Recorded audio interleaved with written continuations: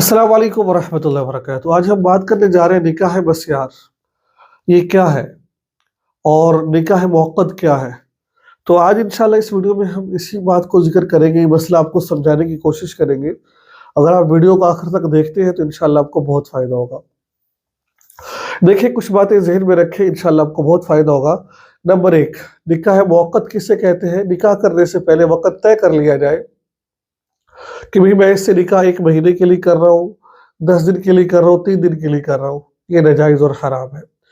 अब जो निकाह बसियार होता है, इसके अंदर ये तो तय नहीं होता कि कितने महीने के लिए कर रहा हूँ, लेकिन जो निकाह कर रहा होता है उसके दिल में ये नीयत होती है। इसकी एक सूरत ये भी बन सकती है कि एक शख्स सफ़र पर गया है, जैसा कि हज़रत सऊदीया में काम करने के लिए गया है या किसी भी मुल्क काम करने के लिए गया है, सफ़र पर है, मुसाफिर है।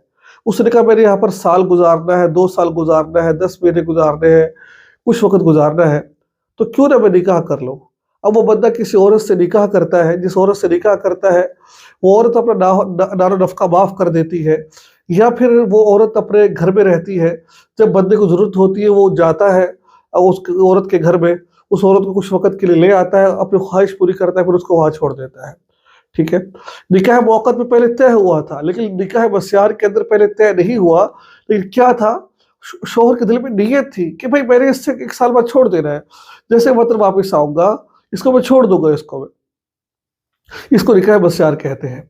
देखिए, शरीयत मुतहरा के अंदर ये निकाह बसियार तो जो निकाह की शराइत है, मिसाल के तौर निकाह क्यों किया जाता है।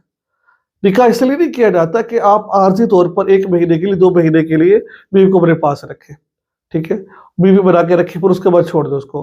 तो मियाँ-बीवी का रिश्ता जो होता है बड़ा गहरा रिश्ता होता है और ये हमेशा के लिए होता है।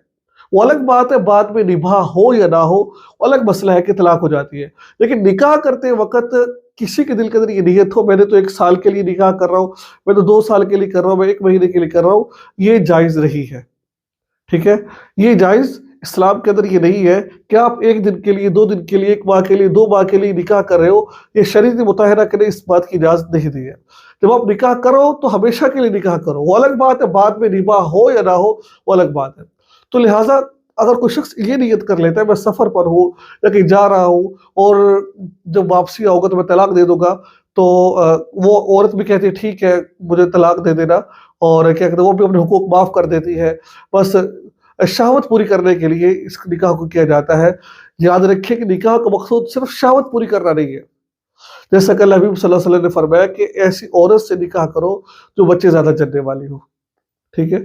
तो उम्मत को बढ़ाना भी मकसूद होता है, सिर्फ ये नहीं है कि आप सिर्फ निकाह करो और ख्वाहिशात को पूरा करो, तो ये मकसूद नहीं है। तो लिहाज़ा निकाह वक़्त का मैंने आपको बता दें तो पहले वक़्त तय किया जाता है, 1 दिन, 2 दिन, 3 दिन, या वक़्त तो नहीं तय किया जाता, लेकिन नीयत होती है इंसान के दिल के अंदर कि मैं 1 महीने के लिए, 2 महीने के लिए, कि कुछ अरसे के लिए निकाह कर रहा हूँ, उसके बाद तलाक दे दूँगा। यानी कि तलाक की नीयत होती है देने की। तो इसको निकाह बसियार कहा जाता है। आगे वल्लाहु अलम बिस्सवाब। लिहाज़ा इस तरह का निकाह करना भी शरीयत मुतहरा के अंदर जायज़ नहीं है। जब आप निकाह कर रहे हो तो हमेशा के लिए निकाह करो। वो अलग बात है जब वो जो है ना वो निभा ना हो, या फिर वो अलग और बाद की बातें हैं। कोशिश इंसान को यही करनी चाहिए तलबकार कि हमारा निभा हो और हम इकट्ठे रहें और एक साथ हमने जो है ना निकाह करना है। तो ये थी आज की वीडियो। मुझे उम्मीद है कि आपको वीडियो समझ आ गई होगी। दुआ में याद रखिए, चैनल को सब्सक्राइब कर लीजिए। अस्सलाम वालेकुम व रहमतुल्लाहि व बरकातहू।